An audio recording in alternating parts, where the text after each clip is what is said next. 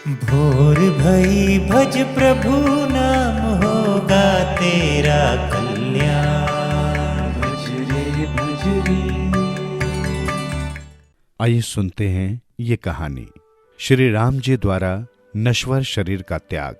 जब सीता जी अपनी बात और सम्मान पर बार बार प्रश्न उठाए जाने से दुखी होकर माता पृथ्वी की गोद में समाकर अंतर्धान हो गई और लव कुश युवा हो गए, तब ब्रह्मा जी ने निर्णय लिया कि अब श्री राम के स्वर्ग में लौटने का समय आ गया था।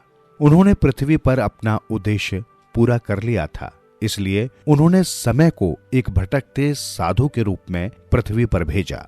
साधु पृथ्वी पर आकर श्री राम से मिले और बोले, मुझे आपसे अति महत्वपूर्ण विषयों पर चर्चा करनी है प्रभु, किंतु एक शर्त पर। न तो कोई हमारी बातें सुनेगा और न ही किसी प्रकार की बाधा उत्पन्न करेगा। राम जी ने मुस्कुराकर कहा, ये कोई समस्या नहीं है, मेरे द्वारपाल इस बात का ध्यान रखेंगे। साधु ने सिर हिलाया, नहीं राम, जब दबाव बढ़ता है तब द्वारपाल हार मान लेते हैं, इसलिए मैं आपसे अनुरोध करता हूं कि आप अपने सबसे विश्वास पात्र व्यक्ति को द्वार पर खड़ा करें और उसे अच्छे से समझा दें कि हमारी बातों में कोई बाधा उत्पन्न न करे, अन्यथा उसे मृत्यु दंड दिया जाएगा। राम को इस विचित्र अनुरोध पर आश्चर्य हुआ। उन्होंने अनुमान लगा लिया कि उनके सामने खड़ा व्यक्ति जो दिख रहा था उससे कहीं अधिक था। उन्होंने कहा, ठीक है, मेरा छोटा भाई लक्ष्मण द्वार की रक्षा करेगा, ये मेरी आज्ञा कभी नहीं टालेगा। राम लक्ष्मण की ओर मुड़े और बोले, हे लक्ष्मण, तुमने हमारा वार्तालाप सुन लिया है।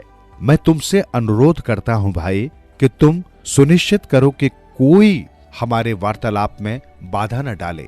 ध्यान रखना कि हमारी बातें तुम्हारे कानों में न जाए और किसी भी परिस्थिति में तुम हमारी बातचीत में बाधा मत डालना। लक्ष्मण ने सहमति में सिर हिलाया और बाहर चले गए। उन्होंने अपने पीछे द्वार बंद कर दिया और उसकी सुरक्षा में खड़े हो गए। जब राम जी और साधु अकेले रह गए, तब साधु ने अपना रूप बदल लिया और अपनी वास्तविक पहचान बताई। हे प्रभु राम, मैं समय हूं। मनुष्य के रूप में आपका समय समाप्त हो चुका है। आप अपना कर्तव्य पूरा कर चुके हैं।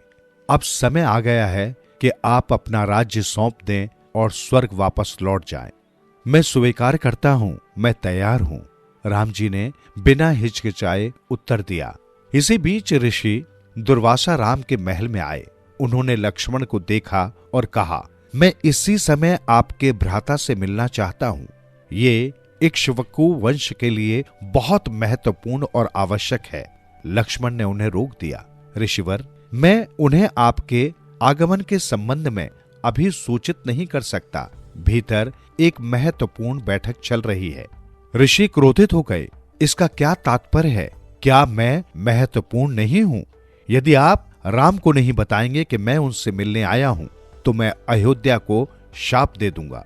लक्ष्मण ने सोचा, यदि मैं भ्राताश्री की बातचीत में बाधा डालूंगा तो मेरी मृत्यु निश्चित है, किंतु यदि मैं ऐसा नहीं करूंगा तो ऋषि अयोध्या को शाप दे देंगे। अयोध्या की प्रजा ऋषि के शाप का दंश सहे, इससे अच्छा है कि मुझे ही मृत्यु दंड मिल जाए। अयोध्या को सदा समृद्ध और सुरक्षित रहना चाहिए। ये सोचकर लक्ष्मण ने द्वार खटखटा दिया। खटखटाने का स्वर सुनकर समय ने राम को देखा और कहा, अब अंत आ गया है। वो आपको बताएगा कि आपको कैसे जाना है। इतना कहकर वो अंतर्धान हो गया। लक्ष्मण ने कक्ष में प्रवेश किया और श्री राम को बताया कि दुर्वासा ऋषि बाहर खड़े हैं और उनसे मिलना चाहते हैं। राम समझ गए कि ऋषि ही वे दूत थे जिसके बारे में समय ने बताया था। उन्होंने ऋषि की ओर शांत व चिंता रहित भाव से देखा और पूछा, ऋषिवर, मैं आपकी क्या सहायता कर सकता हूं? आपको यहां देखकर मुझे प्रसन्नता हो रही है। मैंने बहुत लंबे समय तक तपस्या की है और मुझे आभास हो गया है कि समय एक साधु के वेश में आपसे मिलने आएगा। आप सावधान रहें, ऋषि ने चेतावनी दी। श्री राम जी ने मुस्कुराकर सिर हिला दिया और लक्ष्मण से अनुरोध किया, कृपया ऋषिवर के लिए उचित व्यवस्था कर दो।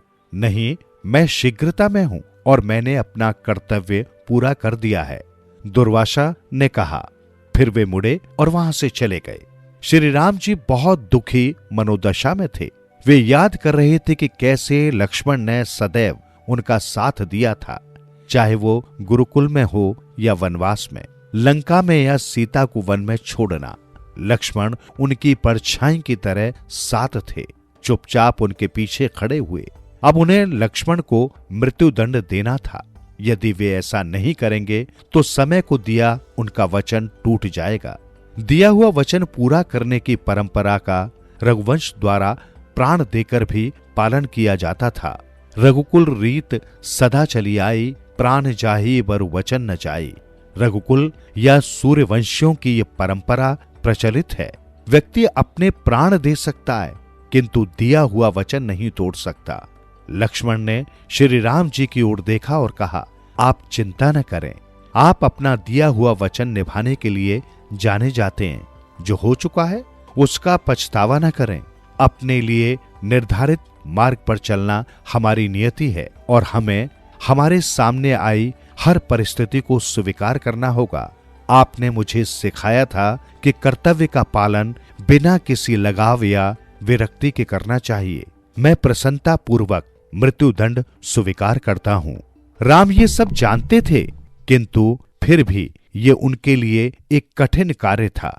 लक्ष्मण ने राम की आज्ञा की प्रतीक्षा नहीं की। वे सरयू नदी में गए और नदी के मध्य की ओर चलने लगे। उन्होंने रहस्यवादी युग का अभ्यास किया और स्वयं को आदिशेष नागों के राजा, जिन पर भगवान विष्णु सदैव निवास करते हैं, के अपने मूल रूप में परिवर्तित कर लिया। लक्ष्मण के जाने के बाद राम जी ने भरत को अपने उत्तराधिकारी के रूप में नियुक्त करके स्वयं भी सरयू नदी में जाने का निश्चय किया, किंतु भरत ने ये प्रस्ताव अस्वीकार कर दिया। हे भैया राम, आपके बिना ये राज्य किसी काम का नहीं है। मैं सदा से आपका हिस्सा रहा हूँ। आप जो भी करेंगे मैं भी वही करूंगा, भरत ने कहा। तब राम ने शत्रुघ्न की ओर देखा। बिना हिचकिचाए शत्रुघ्न ने कहा, जहां भरत जाएंगे शत्रुघ्न भी वहीं जाएगा। मुझे इस राज्य की आवश्यकता नहीं है। अंत में राम ने राज्य और संपत्ति विभाजित करने का निर्णय लिया। उन्होंने कुश को कौशल राज्य का उत्तरी भाग एवं लव को दक्षिणी भाग दिया और राज्य का एक एक हिस्सा अपने भाइयों लक्ष्मण, भरत व शत्रुघ्न के पुत्रों को दिया। राज्य की प्रजा को राम जी की योजना के बारे में पता चला तो वे दुखी हो गए। वे सब सरयू नदी के तट पर एकत्र हो गए। राम जी ने सबसे विदा ली और स्वयं को सरयू के जल में डुबो दिया। उनके बाद भरत और फिर शत्रुघ्न भी उसी प्रकार सरयू में समा गए। इस प्रकार दशरथ के पुत्र सरयू नदी के साथ एक हो गए और पृथ्वी को छोड़कर चले गए। श्री राम जी महाविष्णु में परिवर्तित हो गए। भरत और शत्रुघ्न क्रमशः शंख व चक्र में बदल गए। आदिशेष ने अपना फन महाविष्णु के ऊपर और पीछे फैला लिया। इस प्रकार वे दर्शकों को देखते देखते स्वर्ग की ओर चले गए।